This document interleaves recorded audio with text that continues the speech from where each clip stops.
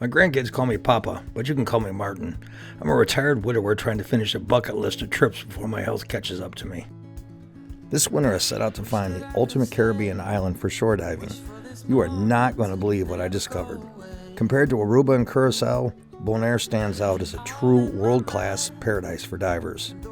I grew up as a Cousteau kid, watching the undersea adventures of Jacques Cousteau. I dreamed of one day diving in the locations his TV specials referenced.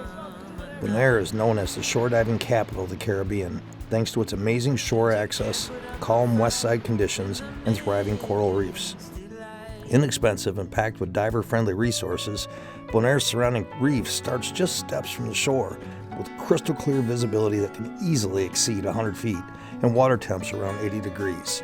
Join me as I dive into several of the island's 85 marked dive sites, each one with vibrant corals, amazing marine life, and easy shore entries that make Bonaire a dream destination for every level of diver. What I saw next was completely beyond my imagination. Originally formed in 1962, Bonaire's STINAPA is the Dutch Antilles National Parks Foundation. It was designed to protect the natural resources of the Dutch Antilles. Bonaire was the first of the three islands of Aruba, Bonaire, and Curacao to benefit by this incredible effort. In 1979, STINAPA helped create the Bonaire National Marine Park. This Caribbean pioneering effort protects and preserves the encompassing fringing reefs, mangroves, seagrasses, and waters around Bonaire and Klein Bonaire.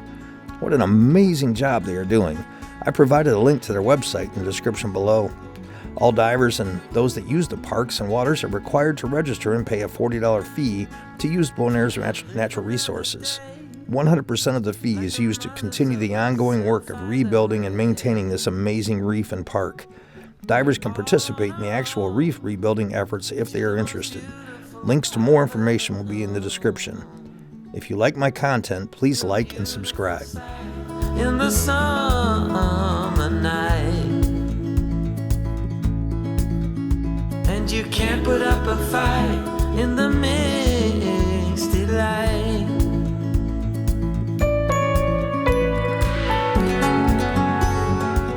With only a limited amount of time to truly explore this island, I asked at Divvy Dive Shop for recommendations.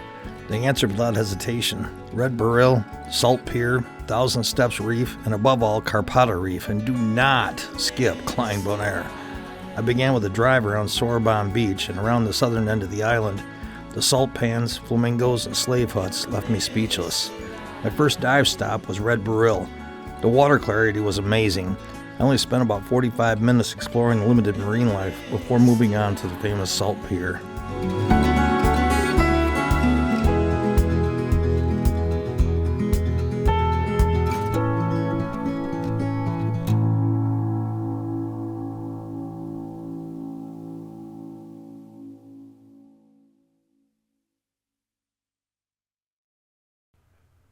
Each year, 400,000 metric tons of industrial-grade salt is exported from this very pier.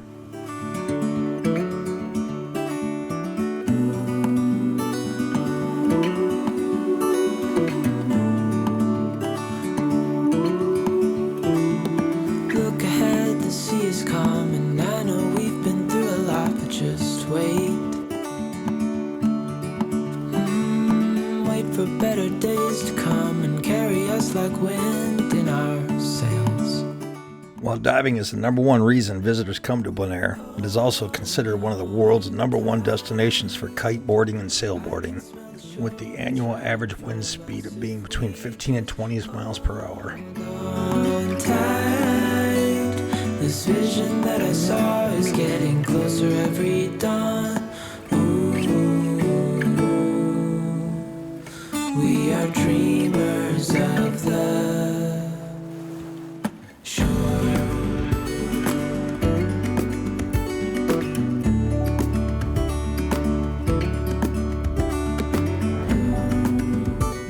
This trip is the trip of a lifetime for me.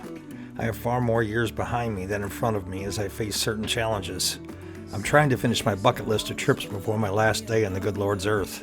I've been a widower for many years and look forward to seeing the love of my life again one day. I promised my wife on her deathbed that I would live well. The horizon soon will be there.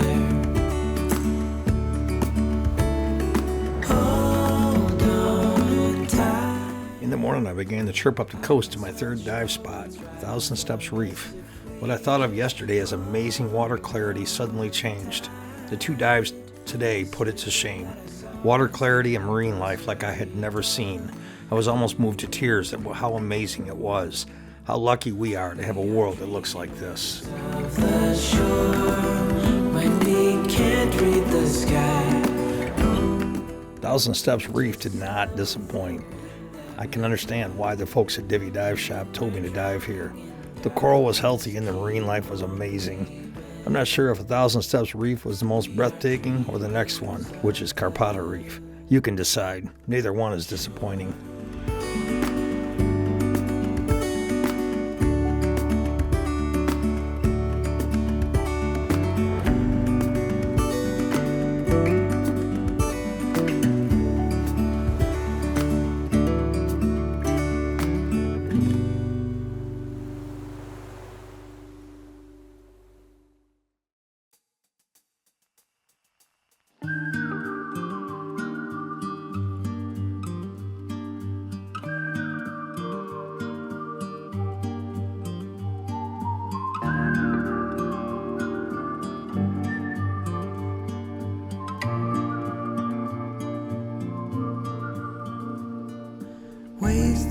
When this guy showed up, I was blown away. When I thought about how old he is and what it meant, he's probably as old as I am and represents a certain level of healthy reef. Still burn for tomorrow.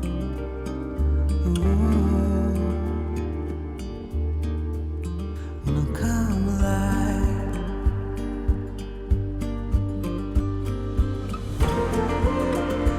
I'm keeping up through lows and highs, and I see it. Why I'm alive, it's all for you. I'm keeping up through lows and highs, and I see it. Why I'm alive, it's all for you.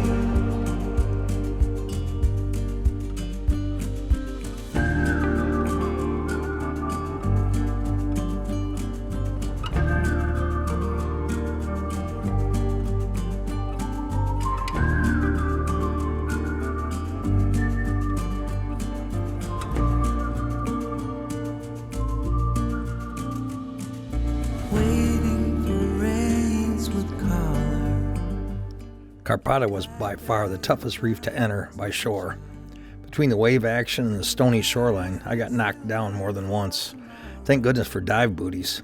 I strongly recommend hanging onto the concrete pier to make your way out. It was totally worth the effort.